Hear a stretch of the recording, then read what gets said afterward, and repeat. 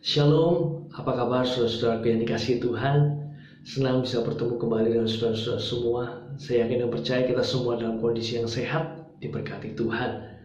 Mari sebelum kita memulai acara kita, mari kita berdoa bersama-sama. Bapa kami dalam kerajaan surga, terima kasih buat segala berkat-Mu bagi kami semua. Penyertaan Tuhan yang sempurna, kasih setia Tuhan yang melimpah buat kami, hingga Engkau menyertai kami hingga sampai saat ini. Sementara kami akan menikmati seluruh rangkaian acara yang sudah dipersiapkan oleh semua rekan-rekan kami. Kami akan percaya ada maksud dan rencana Tuhan yang indah yang Tuhan taruh buat kami semua. Karena itu Tuhan, kami serahkan semuanya ke dalam tangan Tuhan. Biar semuanya ini berjalan dengan lancar sesuai dengan kehendak rencana Tuhan. Nama Tuhan dipermuliakan. Terima kasih Bapa di surga. Terima kasih. Kami buka acara ini hanya di dalam nama Tuhan kami Yesus Kristus. Tuhan Yesus selamat kami yang hidup. Haleluya. Amin.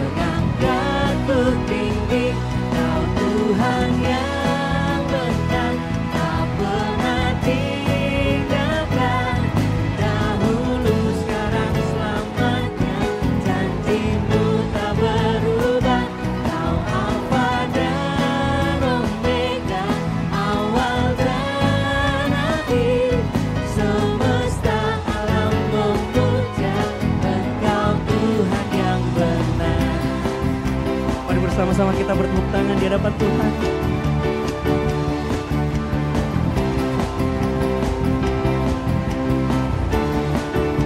Musik memuji Tuhan.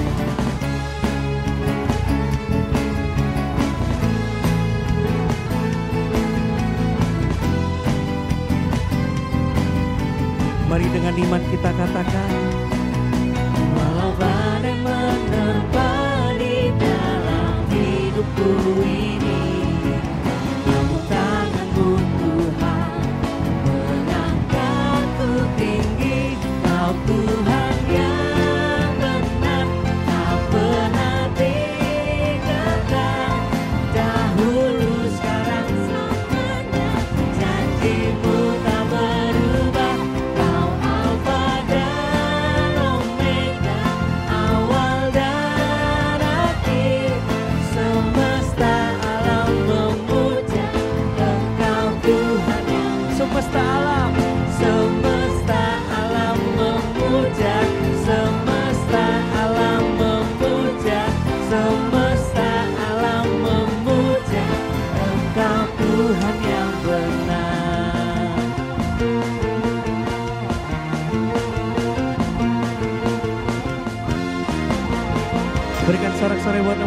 Yesus.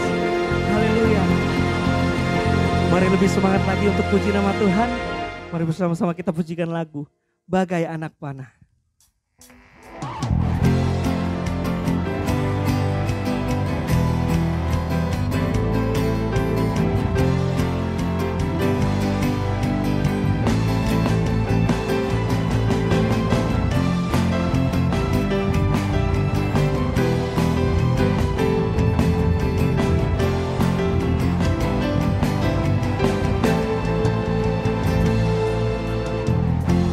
Hidupku di tangan-Mu,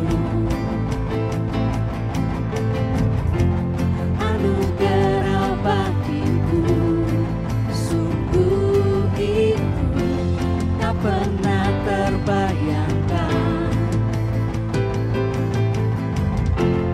Kau memakai hidupku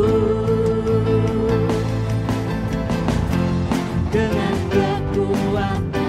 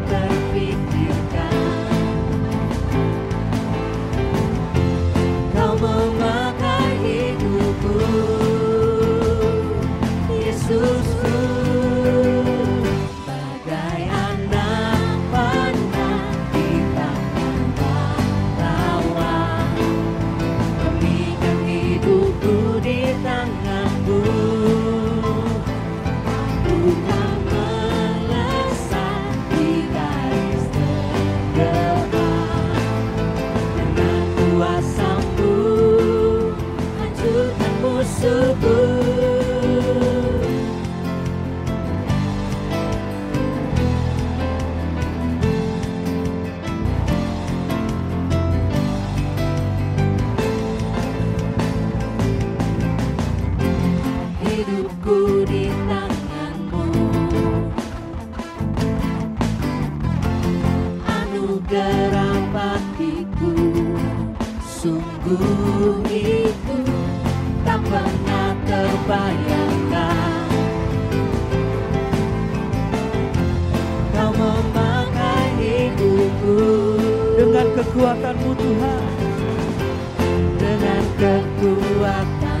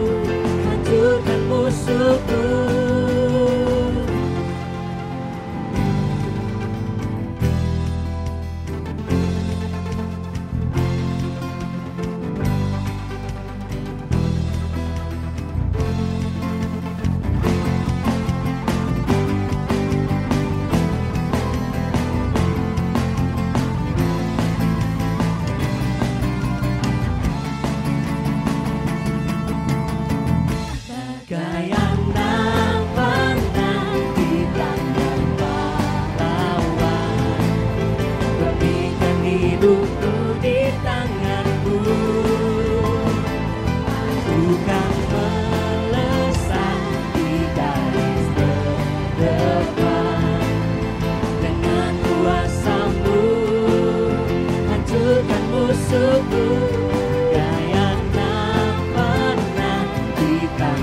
pahlawan, demikian hidupku di tangan-Mu, bukan melesat di garis terdepan. Dengan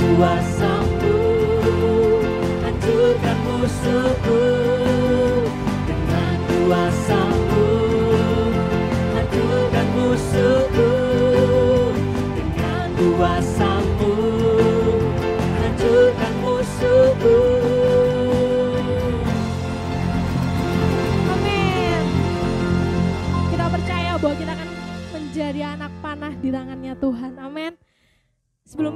mau mendengarkan firman Tuhan, mari sama-sama kita mau lebih sungguh lagi datang sama Tuhan. Karena kita percaya hidupnya kita, seluruh hati kita mau serahkan ke dalam tangannya Tuhan. Ini setiap kami Tuhan Yesus, kayak mau berserah, kayak mau merendahkan hati kami di hadapan Engkau. Karena kami percaya Tuhan, hanya Engkau satu-satunya Tuhan Allah kami. Hanya Engkau satu-satunya Raja dalam hidup kami. Kami bersyukur kami punya Engkau. Kami sangat bersyukur Tuhan. Terima kasih Tuhan Yesus.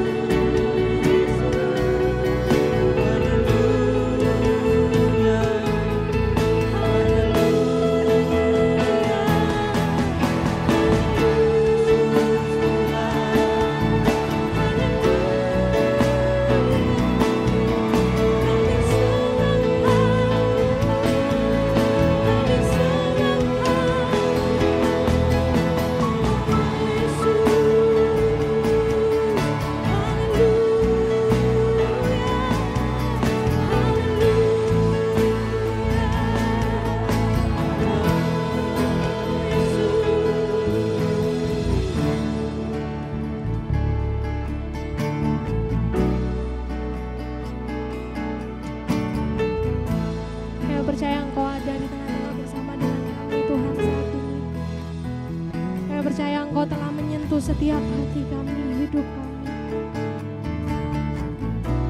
Terima kasih untuk lawatan-Mu yang sungguh sempurna dalam hidup kami Tuhan. Kami bersyukur karena Engkau selalu mengasihi setiap kami. Kami mau taruh hidup kami Tuhan ke dalam tangan-Mu. Dan kami percaya kami punya masa depan yang indah di dalam Engkau. Terima kasih Tuhan Yesus, terima kasih. Saat sore hari ini Tuhan, kalau kami mau mendengarkan firman Tuhan, kiranya Tuhan mengurapi hamba-Mu, dan juga Tuhan mengurapi setiap kami. Kiranya Tuhan apa yang menjadi perkataan hamba-Mu Tuhan, dapat terus tertanam dalam setiap hati kami. Terima kasih Tuhan Yesus, terima kasih. Hanya di dalam nama Tuhan Yesus Kristus kami sudah berdoa dan mengucap syukur. Haleluya. Amin. Halo teman-teman semua dimanapun berada. Kita bersyukur kepada Tuhan karena kita percaya karena anugerah dan kemurahan-Nya kita bisa tetap bersekutu, kita tetap bisa beribadah kepada Tuhan. Sebelum kita membaca dan merenungkan firman Tuhan gitu ya dari surat Roma, surat Paulus kepada jemaat di Roma, izinkan saya mengucapkan selamat ulang tahun nih bagi teman-teman semua ya, untuk komisi muda kalian yang boleh berusia ke-14 tahun yaitu usia remaja gitu ya. Semoga komisi muda ini boleh menjadi berkat bagi banyak orang dan seluruh kegiatan-kegiatan program-programnya selalu membawa setiap jemaatnya untuk lebih mengenal Tuhan dan bertumbuh di dalam Tuhan. Nah teman-teman, saya akan bacakan firman Tuhan dari Roma pasal yang ke-11 ayat 36. Firman Tuhan mengatakan, sebab segala sesuatu adalah dari Dia dan oleh Dia dan kepada Dia. Bagi Dialah kemuliaan sampai selama-lamanya. Satu bagian lagi Roma 12 ayat yang kedua. Janganlah kamu menjadi serupa dengan dunia ini, tetapi berubahlah oleh pembaharuan budimu, sehingga kamu dapat membedakan manakah kehendak Allah, apa yang baik, yang berkenan kepada Allah, dan yang sempurna. Demikianlah firman Tuhan. Berbahagialah setiap kita yang mau belajar firman Tuhan, mau merenungkannya dan tentu saja belajar mengaplikasikannya di dalam hidup kita. Nah teman-teman, karena tema kita adalah anak panah, maka saya akan mengajak kita membahas segala sesuatu yang dekat dengan anak panah itu gitu ya. Yang pertama adalah ya, anak panah kalau cuma berdiri sendiri maka itu akan hanya menjadi sebuah hiasan. Nah kita harus lihat nih paketannya ada apa saja. Pertama, sang pemanah. Dan sang pemanah di sini adalah gambaran Tuhan yang adalah pencipta dan pemilik kita. Gitu ya. Nah Tuhan atau sang pemanah gitu ya punya tujuan saat menciptakan kita ya. Kita diciptakan untuk Tuhan dan untuk kemuliaan Tuhan. Dan saya membayangkan bahwa tujuan Tuhan itu ibarat lingkaran papan gitu ya, yang biasanya menjadi sasaran si pemanah. Teman-teman coba ingat ya, kan kalau waktu mana tuh biasanya kan di ujung mana ya adalah barangkali jaraknya berapa meter gitu ya. Ada lingkaran bulat yang nanti ada lingkaran terus ada titiknya, di titik itulah kalau sampai pas di situ dianggap bahwa anak panah itu sesuai dengan sasarannya gitu ya. Nah kemudian dikatakan gitu ya, dikatakan dosa itu telah membuat kita melenceng dari tujuan atau sasaran tersebut. Jadi pada waktu kita membaca, pada waktu Tuhan sudah ciptakan bahwa manusia itu adalah untuk Tuhan dan akhirnya dan tujuannya memuliakan Tuhan. Tapi karena dosa, akhirnya manusia itu nggak lagi sesuai dengan tujuan Tuhan menciptakan dia. Itu pertama, gitu ya. Kemudian yang kedua adalah anak panah. Anak panah di sini berbicara tentang orang-orang yang sudah percaya kepada Kristus. Kuasa darah Kristus telah membawa kita kembali kepada tujuan Tuhan atas hidup kita. Jadi kan karena dosa kita terpisah, karena dosa kita sudah melenceng dari tujuan Tuhan, dari target Tuhan. Tetapi karena kasih karunia Allah, karena Tuhan Yesus membawa kita kembali supaya kita bisa jalan lagi nih. Supaya dengan kuasa darah Kristus yang sudah menyelamatkan kita dan mendamaikan kita itu, akhirnya membuat kita bisa kembali kepada tujuan Tuhan atas hidup kita. Tadi Roma 11 ayat 36 dengan jelas berkata gitu ya, bahwa dari Dia, oleh Dia, dan untuk kemuliaan Dia. Jadi teman-teman ingatlah bahwa kita ada di dunia ini sebetulnya adalah untuk memancarkan Tuhan, untuk menyenangkan Tuhan, agar orang bisa melihat Tuhan yang hidup itu dalam kehidupan kita. Nah, disitulah yang berkaitan kalau kita membaca lagi Roma 11 ayat 36 tadi, bahwa semua untuk kemuliaan Tuhan. Teman-teman pernah ingat nggak ya? Tapi saya tidak tahu, mungkin waktu itu kamu kayaknya masih SD kali ya. Sempat ada satu buku yang cukup ngetop dan banyak sekali gereja-gereja pakai buku itu untuk menjadi landasan pertumbuhan gereja mereka. Buku itu karangannya Rick Warren yang judulnya itu Hidup yang Digerakkan oleh Tujuan. Nah, saya mulai ngebayangkan kenapa ya sampai buku ini begitu laku. Ketika saya mulai membaca, saya juga membaca juga karena banyak sekali tema-tema khotbah pada waktu saat saya diundang. Itu kaitan tema khotbah itu ya dengan buku itu. Jadi saya baca. Dan memang ternyata yang membuat buku itu begitu laris karena buku itu membawa manusia gitu ya kembali kepada tujuan hidupnya, tujuan kenapa dia diciptakan oleh Tuhan. Jadi sampai ada gambaran di situ, ada katanya ada ikan itu kalau dinaikkan dari ikan itu di laut ya, di dasar laut, terus kalau dinaikkan agak ke atas keluar dari laut itu katanya langsung mati.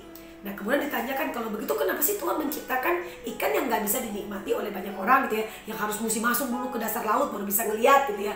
Nah, teman-teman, karena memang ikan itu tidak diciptakan untuk manusia gitu ya. Ikan itu diciptakan untuk kemuliaan Tuhan, supaya ketika dilihat orang bisa berkata, wow, yang pencipta dari ikan ini begitu hebat, begitu luar biasa. Nah, termasuk kita ketika diciptakan Tuhan adalah harusnya kan untuk kemuliaan Tuhan kita. Nah, kemudian kalau kita baca ya, nanti silakan dibaca di rumah atau mau dilihat sekarang juga boleh gitu ya. Roma 8 ayat 29. Tadi karena kan jadi ketika manusia jatuh dalam dosa, manusia juga sudah akhirnya diselamatkan oleh Tuhan. Nah, kemudian manusia ingin kembali kepada tujuan Tuhan.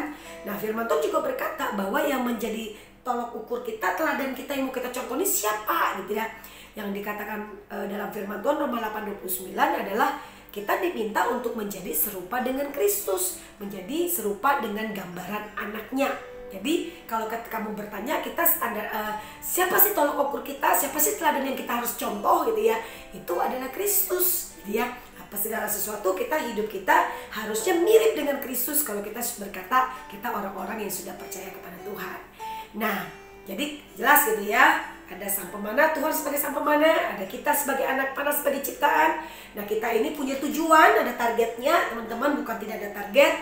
Nah, tetapi itu ya, walaupun kita sudah di dalam Tuhan, walaupun kita sudah percaya kepada Kristus, walaupun kita udah mulai tahu nih, tujuan saya adalah untuk Tuhan, tujuan saya adalah untuk memuliakan Tuhan, tujuan saya adalah untuk menjadi serupa dengan Kristus gitu ya. Kita sudah tahu mungkin ya, tetapi untuk bisa menjalani itu, walaupun kita sudah percaya ke Tuhan, gak gampang.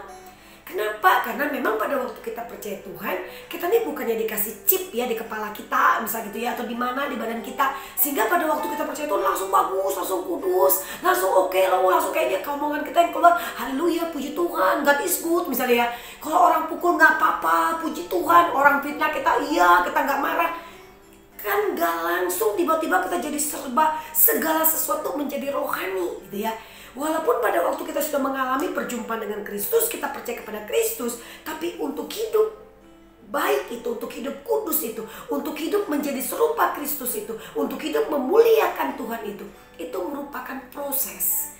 Proses semakin hari kita semakin disucikan, dikuduskan, kita semakin hari akhirnya hidup kita membawa kemuliaan bagi Tuhan kita. Nah, teman-teman, untuk sampai ke titik itu nggak mudah. Saya ingin berkata bahwa perjuangan itu seumur hidup. Seumur hidup kita berjuang. Nanti sampai kita mati itu baru kita selesai perjuangan kita. Gitu ya, dan kita berharap pada waktu kita berjumpa dengan Tuhan, hidup kita lagi berjuang terus bagaimana kita hidup bagi Dia. Nah, ada banyak tantangan. Gitu ya, tantangan pertama adalah saya bahas tentang dalam diri gitu ya. Karena paketan tadi anak panah, saya gambarkan gitu ya, busur panah itu sebagai tantangan dari dalam diri kita. Jadi dalam diri kita itu ya, untuk hidup bagi Tuhan dan menjadi serupa dengan Kristus itu tidak mudah. Kadang kita harus mengalahkan keakuan kita. Kita harus meninggalkan zona nyaman kita. Kita harus belajar rendah hati saat dibentuk oleh Tuhan. Saya ngebayangkan ibarat anak panah yang harus ditarik ke belakang, disebutkannya, untuk membuatnya melesat menuju sasaran. Bisa saja pada waktu ditarik itu, pada waktu sekarang aduh sakit kita mungkin teriak.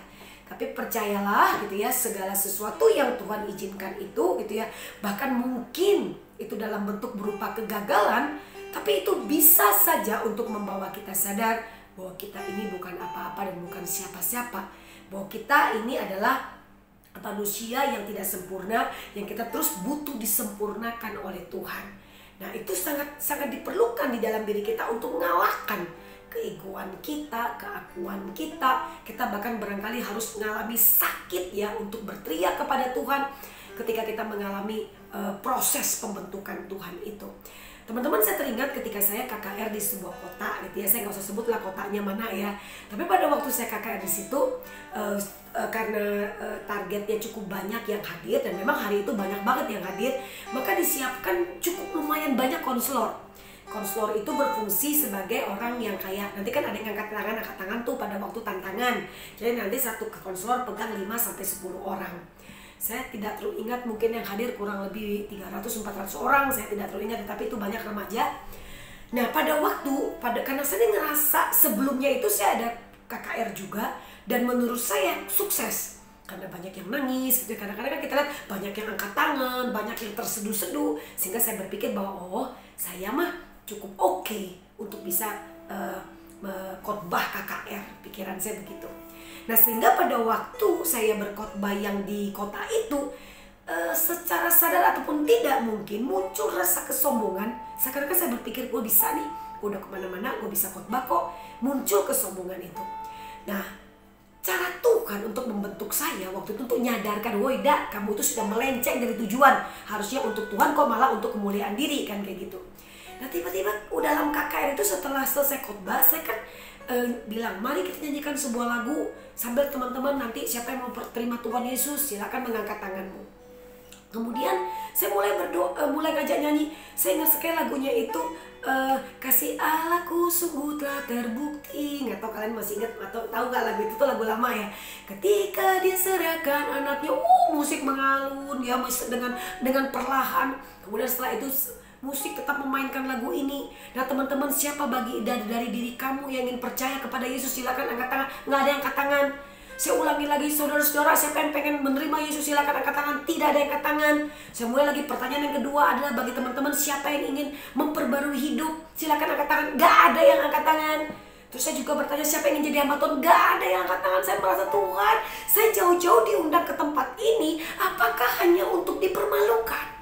Sakitnya luar biasa, bahkan sampai saya mengulangi lagu itu berkali-kali, sampai saya mengutip ayat-ayat, sampai saya seperti kayak orang yang mungkin kayak lagi main teater kali ya. Saudara-saudara, Tuhan begitu mengasihimu, luar biasa saya berkhotbah atau saya menantang mereka. Tetapi nggak ada satupun dari mereka yang mengangkat tangan mereka. Sampai akhirnya saya tutup KKR itu. Dan setelah saya tutup KKR itu, setelah seperti biasa kan sudah selesai. Saudara-saudara atau teman-teman bisa kebayang nggak itu konselor tuh fungsinya apa? Karena kan tuh akhirnya gak ada yang angkat tangan. Dan saya ngerasa kayak, aduh Tuhan, saya malunya luar biasa. Dan saya kembali ke kamar, saya bilang saya tidak mau makan. Saya kembali ke kamar saya mau istirahat. Dan di kamar pastori gereja tersebut saya menangis di hadapan Tuhan. Dan saya berkata, Tuhan, sakitnya luar biasa. Tuhan, kenapa Engkau mempermalukan aku sedemikian rupa? Tapi Tuhan tuh kayak dengan kasih-Nya mengingatkan saya, menyadarkan saya, ngomong ke saya, anakku, apakah engkau pengen semakin jauh dari aku dalam kesombonganmu? Saya langsung pikir, Tuhan, hanya untuk seorang Ida bertobat. Tuhan izinkan tidak ada satu orang pun yang disentuh pada malam itu sehingga mereka percaya kepada Kristus. Hanya untuk seorang yang kayak saya, yang gak tahu diri gitu. Saya merasa kayak, aduh Tuhan, ampuni saya. Nah, teman-teman, pada waktu itulah saya langsung berdoa, Tuhan pulihkan saya. Tuhan tolong saya proses saya untuk jauh lebih baik, Kalau saya mulai sombong lagi, Tuhan, hajar saya habis-habisan Tuhan. Nah, kadang-kala kita mungkin sakit pada waktu diproses oleh Tuhan. Tuhan izinkan kita mengalami kehilangan, Tuhan izinkan kita mengalami yang namanya mungkin disakiti orang atau apapun itu. Tapi itu Tuhan pakai untuk membuat kita kembali kepada tujuan Dia menciptakan kita. Nah kemudian gitu ya, ada tantangan dalam diri. Itu gambaran yang saya berikan terhadap busur panah. Selanjutnya adalah tantangan dari luar diri kita. Jadi kita tuh nggak hanya di dalam tuh, dari luar diri kita bisa saja kita ada tantangan lagi gitu ya. Nah teman-teman, dalam panahan gitu ya, dalam panahan itu unsur angin itu bisa membuat anak panah itu melenceng dari sasaran gitu ya. Jadi saya mulai menggambarkan bahwa ada angin, dan angin di sini kita gambarkan sebagai godaan atau cobaan dari luar diri kita. Jadi di sekitar kita ini ada angin nih ya. Nah kalau tadi Roma 12 ayat yang kedua dikatakan, janganlah kamu menjadi sama dengan dunia, atau janganlah kamu mau dijadikan serupa dengan dunia ini. Jadi kita sebagai anak-anak Tuhan ada banyak sih tantangan, godaan di sekitar kita yang membuat kita akhirnya melenceng atau tidak sesuai dengan sasaran Tuhan atau tujuan Tuhan. Nah, tetapi firman Tuhan yang ngingetin kita, kalau Roma 12 ayat 1, demi kemurahan Allah aku harus mempersembahkan hidupku yang kudus ya, yang berkenan di depan Tuhan, kan kayak gitu. Ayat yang kedua, oleh karena itu kamu jangan jadi sama atau jangan dijadikan serupa dengan dunia ini. Kita jangan mau dijadikan serupa. Mari kita lihat apa ya dunia ini tuh bagaimana sih gitu loh, yang kalau kita juga mesti waspadai gitu ya. Dikatakan dunia saat ini, bahkan juga pada saat surat Roma ini ditulis gitu ya, nggak ada yang peduli sama Tuhan. Orang nggak peduli dengan Tuhan, bodoh amat lah ya, seakan-akan ya Tuhan itu ya biarkanlah Tuhan sendiri, hidup kita adalah hidup kita sendiri. Bukankah sampai sekarang juga nggak sedikit anak-anak muda ngerasa hidupnya itu nggak ada kaitan dengan Tuhan. Nah kemudian apalagi bahwa dunia ini seringkali menjadikan manusia itu menjadi yang terpenting bagi mereka. Jadi kadang-kadang dia lebih merasa bahwa aku punya orang tua yang mungkin adalah orang yang kaya, adalah orang yang hebat, sehingga seakan-akan melihat lagi bahwa orang tua atau manusia itu jauh lebih penting daripada Tuhan. Itu bisa begitu yang kedua. Kemudian dikatakan lagi apa? Dunia ini selalu mengajak orang-orang untuk berkata apa? Tujuan hidup itu adalah bersenang-senang. Saya ingat sekali bahwa banyak sekali anak-anak muda, remaja gitu ya, anak-anak SMP, SMA, kuliah, pada waktu ketemu tuh, pada waktu ngobrol, kalau tiap kali saya bilang ayolah, kalian tuh kenapa sih menyia-nyiakan waktu kalian ini? Dan dengan mudah mereka jawabnya apa? Aduh Bu Ida, itu mah biasa lah, kita tujuan hidup mumpung masih muda, ya bersenang-senang lah, kan kayak gitu. Apalagi teman-teman selain itu, egois, dunia ini egois. Kita melihat begitu banyak orang ketika kepentingannya diganggu, dia bisa marahnya luar biasa. Tapi secara tidak sadar ataupun secara sadar, kalau kepentingan orang lain dia ganggu, dia nggak ngerasa dia nggak terlalu ngerasa peduli gitu. Tapi kalau kepentingan dia, langsung bisa marah, keegoisan. Bahkan ada juga yang berkata apa? Kebenaran itu menjadi sebuah relatif gitu ya. Jadi kalau kita bilang mungkin di sana itu ya dikatakan bahwa itu adalah sebuah kebenaran, tapi mungkin di tempat kita tidak gitu ya. Mungkin suatu waktu nanti gitu ya. Kalau dulu kan misalnya pacaran itu ya harus betul-betul jaga kekudusan. Tapi dengan perkembangannya zaman, mungkin ketika orang-orang di sekitar bilang enggak kok, pacaran juga boleh bebas-bebas aja kok, nggak apa-apa lah, Tuhan ngerti kok misalnya ya. Jadi bisa jadi lingkungan di mana kita ada membuat kita akhirnya menjadikan kebenaran itu tidak lagi sesuai dengan standar kebenaran firman Tuhan. Kemudian apa lagi? Ada kaitan ya dengan kebenaran adalah relatif, itu adalah standar moral bergantung pendapat banyak orang. Jadi kadang-kadang ada juga orang berpikir karena semua satu kelas itu nyontek, maka ya udah wajar lah ya kalau saya juga nyontek, toh satu kelas juga nyontek. Kadang-kadang ada yang berpikir demikian gitu ya. Nah godaan-godaan dunia ini dapat dengan mudah membawa anak-anak muda yang katanya gitu ya sudah percaya kepada Kristus ini melenceng dari sasaran atau tujuan Tuhan. Seluruh di sekitar kita banyak banget teman-teman. Teknologi yang begitu hebat, yang begitu canggih ini ya. Bayangin lah ya, kita yang tadinya sekolah offline gitu ya, tiba-tiba sekarang menjadi online pun bisa karena kecanggihan teknologi. Media sosial, kamu punya dapat banyak beragam informasi, kamu juga bisa dapatkan. Tapi segala sesuatu yang di sekitar kita ini bisa juga menjadikan godaan untuk membuat kita apa? Kan katanya misalnya nih kita ngelihat salah satu aja kita bahas. Firman Tuhan berkata, akulah Tuhan Allahmu, jangan ada Allah lain di hadapanku. Kan kayak gitu. Sembah hanya kepada Tuhan saja. Bahwa kita mengutamakan Tuhan. Bahwa yang terutama itu adalah Tuhan. Kenyataannya kan kagak. Kita lihat aja daya pada waktu bangun pagi teman-teman. Apa dulu yang kita lakukan? Berdoa, bersyukur dulu, atau kita lihat handphone kita gitu ya. Atau kita langsung update status dan lain sebagainya. Nah teman-teman, ada begitu banyak godaan di sekitar kita ya, yang bisa membuat kita jauh dari sang pencipta kita atau dari tujuan Tuhan atas hidup kita. Oleh karena itu, bagaimana agar kita bisa mengalahkan godaan itu? Nah teman-teman, nanti ya tolong dibaca ya. Bacalah Yohanes 15 ayat 1-8. Itu tentang perumpamaan pokok anggur itu ya. Nah dikatakan kalau kita pengen menjadi pribadi yang terus bisa mengalahkan godaan di sekitar kita, kita bisa berbuah lebat gitu ya. Melekatlah dengan Tuhan Yesus yang adalah pokok anggur kita. Kita melekat bersama dengan Tuhan di dalam doa, di dalam saat teduh, kemudian dalam pemahaman Alkitab dan lain-lain sebagainya. Mari sama-sama teman-teman kita dekatkan diri. Oh, orang pikir aduh udah capek saya nggak mau saat teduh. Waduh, jangan sampai. Karena kita dengan doa, dengan kita bersatu teduh secara pribadi, dengan kita membaca Alkitab, memahami firman Tuhan, itu membuat kita akhirnya semakin apa? Semakin bisa berkata ini tidak, itu iya. Bisa membedakan manakah kehendak Allah, mana yang baik, mana yang sesuai dengan apa yang Tuhan mau. Nah kemudian apa? Milikilah komunitas yang membangun. Bersyukur, saya merasa sebenarnya apa yang dilakukan oleh pengurus sama gereja ya, kaum muda di GPPS ini luar biasa loh menurut saya. Karena itu tetap ada yang namanya apa ya, kayak kalian diajak terus untuk ada ibadah, untuk ada pemahaman Alkitab, untuk ada doa. Online tuh nggak membuat menjadi penghalang bagi kalian untuk melakukan sesuatu untuk bertumbuh. Jadi disediakan tuh, disajikan beragam firman ya, maksudnya firman Tuhan, beragam kegiatan aktivitas untuk membuat teman-teman tetap punya pertumbuhan secara iman dan kerohanian. Karena itu miliki komunitas yang membangun teman-teman. Kemudian apalagi, menjauhlah dari hal-hal yang membuat kamu jatuh. Jadi kalau kita tahu nih ya, yang membuat kita itu godaan kita adalah misalnya ya, oh kamu mungkin yang cowok banyak ya nonton film porno. Ya sudah, gimana caranya supaya akhirnya kamu ya bila perlu mungkin ya secara kuota pakai aja untuk yang dibutuhkan, jangan beli yang satu misalnya ya 50.000 bisa 20 giga, akhirnya otaknya macam-macam gitu ya. Jauhilah itu dengan cara apa? Miliki aktivitas-aktivitas yang membuat kamu bisa membangun dirimu, aktivitas-aktivitas yang membuat kamu akhirnya nggak sampai jatuh ke situ lagi. Nah teman-teman, ayo bersama-sama menjauhlah. Saya tidak tahu apakah godaan itu. Oh, godaan itu adalah tiap kali ujian kita seringkali akan jatuh dalam musuh nyontek misalnya. Ya belajarlah dari jauh-jauh hari. Sehingga kan yang membuat kita nyontek karena apa? Karena kita ngerasa kita nggak bisa ngerjakan kan. Bisa jadi karena kita belum belajar dengan maksimal. Belajarlah dengan maksimal. Nah saya tidak tahu lagi, tapi cobalah lihat apa ya yang membuat saya akhirnya melenceng dari tujuan Tuhan atas hidup saya. Nah kemudian pilihlah itu, apa yang harus kamu lakukan untuk mengatasi itu, dan ya ini gue mesti tinggalin nih, ini gue mesti menghindar.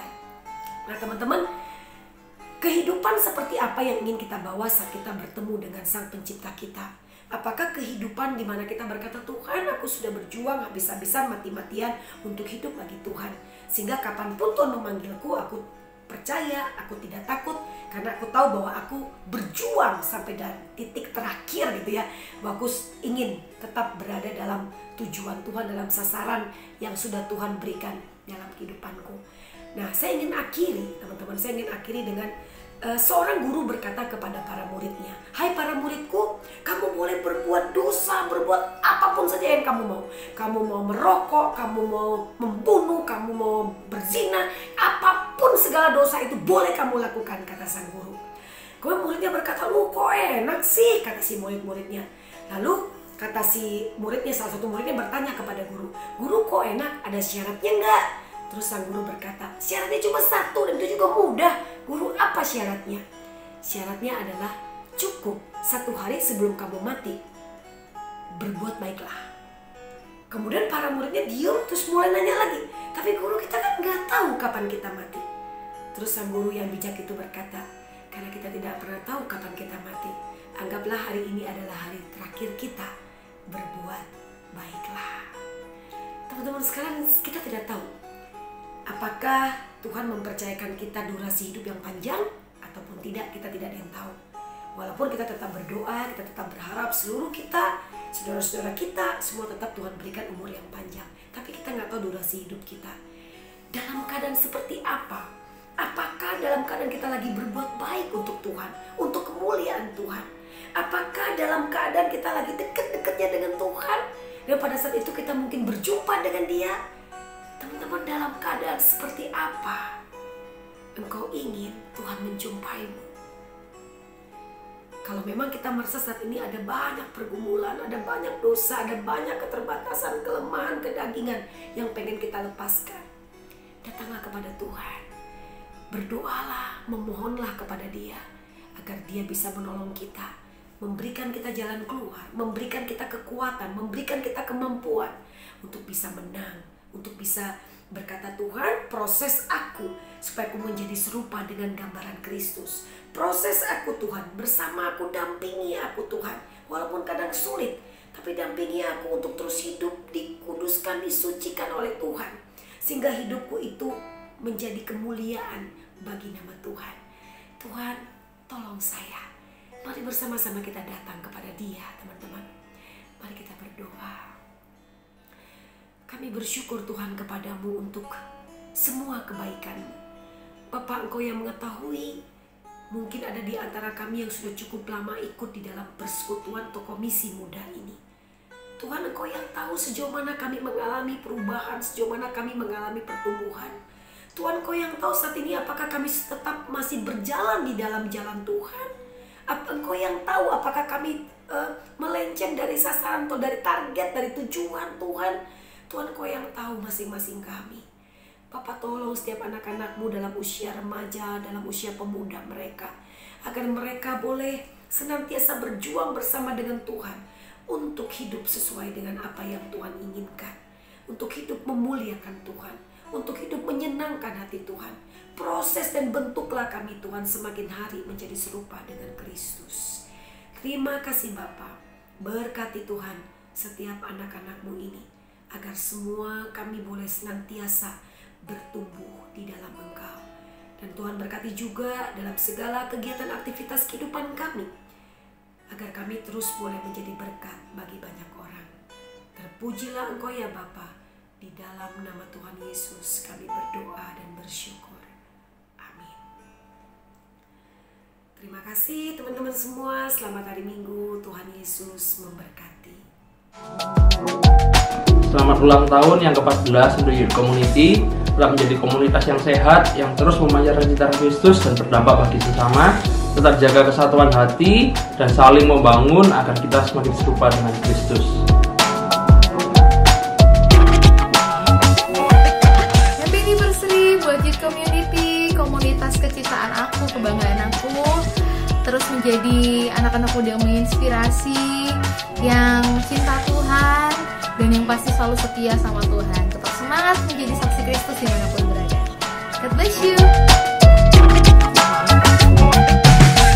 Happy anniversary Youth Community yang ke-14. Semoga menjadi komunitas anak muda yang semakin menginspirasi, semakin menjadi berkat, dan dapat membagikan kasih Kristus bagi sesama. God bless you. Birthday untuk Youthcom. Semoga jadi komunitas yang semakin mengandalkan Tuhan, makin menjadi dampak dan makin bersinar terangnya dan dapat dirasakan oleh banyak orang. Happy birthday Youthcom. Happy birthday.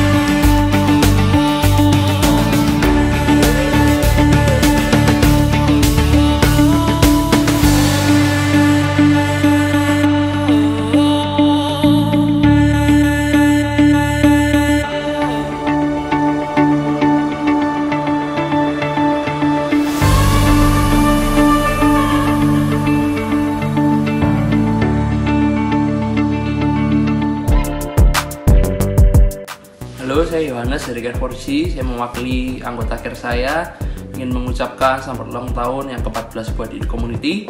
Tetap menjadi komunitas yang selalu menginspirasi banyak anak muda dan membangun kehidupan rohani mereka. God bless you. Halo teman-teman, aku mau ucapin happy birthday buat Youthcom yang ke-14.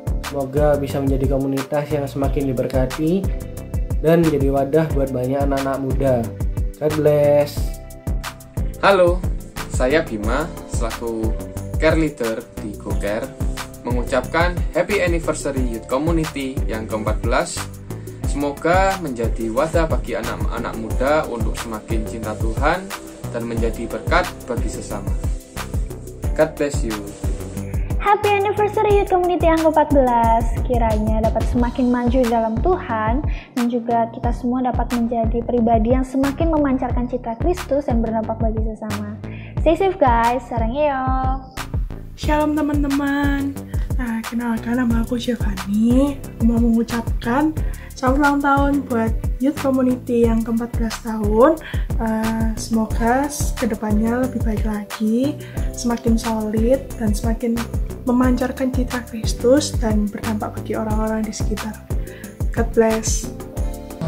Halo, saya Natalia. Saya mengucapkan happy birthday buat Youth Community yang ke-14. Semoga Youth Community bisa semakin berdampak buat sesama. Tuhan Yesus memberkati. Happy birthday, happy birthday, happy birthday, Youthcom. Selamat ulang tahun buat Youth Community yang ke-14 tahun.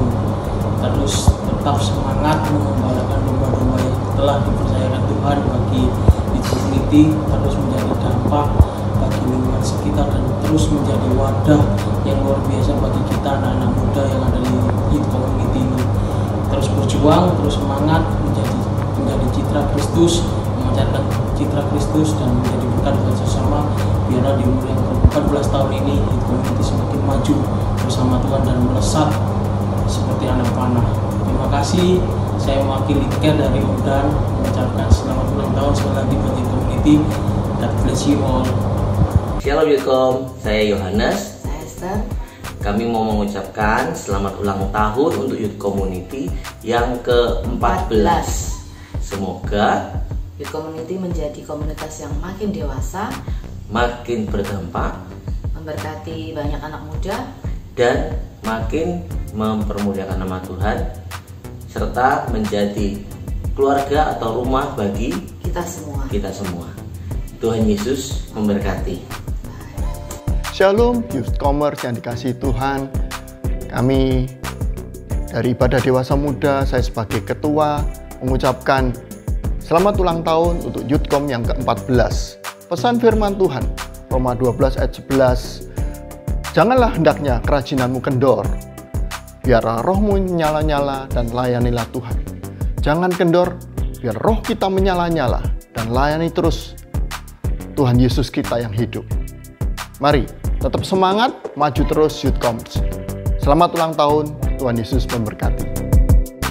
Shalom teman-teman, selamat ulang tahun buat Youth Community yang ke-14. Semoga bisa memberi gebrakan-gebrakan baru untuk anak-anak muda, dan semoga anak-anak muda yang ada di Youth Community juga memberikan gebrakan-gebrakan baru untuk dunia luar. Semoga bisa jadi berkat, semoga bisa jadi terang di luar sana lewat firman-firman, lewat value-value yang sudah ditanamkan di Youth Community. Semoga banyak event selanjutnya ya. Pertama-tama Nita mau mengucapkan terima kasih banyak buat Bu Ida yang sudah mau men-sharingkan value-value yang Tuhan mau buat kehidupan kerohanian kita lewat tema Anak Panah .0. Dan buat para leader serta pembina yang ada di Youth Community, Nita mengucapkan banyak terima kasih karena sudah mau melibatkan diri, sudah mau mensupport Nita, mau sudah ngasih, memberi wejangan-wejangan, memberi petuah-petuah lah yang sebenarnya Nita sendiri membutuhkan hal itu. Dan buat teman-teman yang sudah melibatkan diri, baik itu talent, baik itu panitia, Nita mengucapkan banyak terima kasih karena kalian sudah mau melibatkan diri. Dan Nita juga mengucapkan maaf karena mungkin ada 1-2 hal perbuatan serta perkataan Nita yang kurang mengenakan buat kalian. Dan teman-teman, sebenarnya tema .0 ini berkaitan sekali dan kebetulan sekali kan sama kehidupan kita yang sekarang. Banyak sekali planning-planning, banyak sekali rencana-rencana yang ternyata gagal dilaksanakan karena ya adanya pandemi. Sama seperti halnya plan-plan yang sudah saya miliki dari awal tahun sampai akhir tahun nih, saya punya goal apa, tapi ternyata rencana Tuhan itu jauh lebih indah daripada rencana yang kita buat. Jadi kenapa kok anak panah .0? Anak panah bukan bicara tentang suatu keberhasilan saja, tapi juga bicara tentang kemunduran, di mana anak panah itu sendiri akan ditarik mundur oleh si pemanah. Pemanahnya siapa? Ya Tuhan Yesus itu sendiri. Anak panah yang ditarik mundur sama Tuhan bukan berarti itu adalah kegagalan. Anak panah yang ditarik mundur sama Tuhan bukan berarti kalian mengalami kemunduran dalam kehidupan, tapi itu adalah plannya Tuhan untuk mempersiapkan kalian untuk siap melesat dan terjun tepat sasaran yang Tuhan mau sesuai dengan rencananya Tuhan. Jadi teman-teman, buat kalian yang mengalami kemunduran, mungkin ingat ya, semua rancanganmu kalau kalian nggak doakan, kalau kalian nggak memberikan kedaulatan Tuhan dalam setiap rencana kalian nggak akan pernah tahu rancangan dari rencananya Tuhan. Dan sebenarnya Nita mau ngasih apa yang sudah jadi kerinduannya Nita buat ngasih kata-kata ini, karena udah beberapa hari ini Nita mengalami hal ini sih. Oke. Ini adalah kertas saat teduhnya Nita. Ketika keadaan kita nggak sesuai dengan harapan, dan ketika kenyataan di lapangan tidak sesuai dengan plan yang kita mau, dan ketika apa yang kita lihat itu malah membuat kita down, tahukah kalian bahwa Tuhan sudah ambil ancang-ancang untuk melepaskan busur panahnya yang ia tarik ke belakang agar siap melesat dan mendarat tepat sasaran. Lalu apa yang sedang kita ragukan? Kalau ketika Tuhan sudah menyediakan visi dalam hidupmu, pasti penyediaan Tuhan akan nyata dalam hidupmu juga. So, buat anak panahnya Tuhan, tetap semangat, tetap jaga spirit dalam Tuhan, tetap andalin Tuhan dalam setiap keputusan-keputusan kalian. So, selamat beribadah, selamat melanjutkan ibadah ini. Oh iya, satu lagi. Buat kalian, teman-teman yang sudah ikutan challenge di GPPS Youthcom, kalian bisa lihat inilah nama-namanya. Taran, tata. Nah, itu selamat buat kalian, dan yang belum, mungkin buat challenge-challenge selanjutnya kalian harus lebih excited lagi, jadi biar kalian menang gitu. Dan buat teman-teman yang sudah menang, kalian bisa DM Instagram dari Youth Community itu sendiri ya. Selamat buat kalian. So, kita menantikan ibadah bersama bareng kalian lagi. Kita merindukan ibadah bareng-bareng lagi di Youth Center. Mari kita doakan sama-sama biar pandemik ini segera selesai dan kita bisa bertemu lagi. See you guys and God bless you.